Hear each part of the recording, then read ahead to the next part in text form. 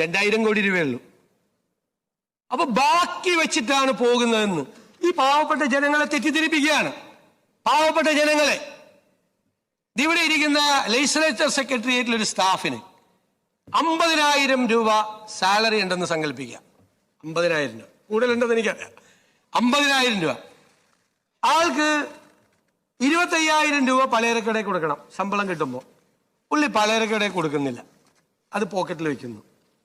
പാല് മേടിച്ച കാശ് കൊടുക്കുന്നില്ല, 1-ാം തീയതി ആകുമ്പോൾ പാലുകാരൻ വരുമ്പോൾ കൊടുത്തില്ല.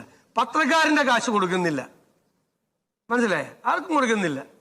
ആ ഇറച്ചിയും മീനും മേടിച്ച സ്ഥലത്ത് അവർക്ക് പോലും പൈസ കൊടുക്കുന്നില്ല.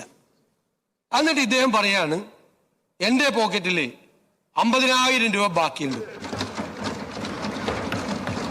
നിങ്ങളുടെ കയ്യിൽ 6,000 കോടി രൂപ ബാക്കി ഉണ്ടായിരുന്നുവെങ്കിൽ LSCD മിനിസ്റ്റർ ഇവിടെ ഇരിക്കുന്നു, ലോക്കൽ ബോഡിയുടെ 3-ാം ഗഡു നിങ്ങൾ എന്തുകൊണ്ട് കൊടുത്തില്ല?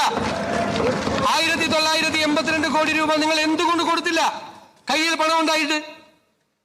നിങ്ങളുടെ ഇമ്മീഡിയറ്റ് ലയബിലിറ്റി എന്തൊക്കെയാണ്?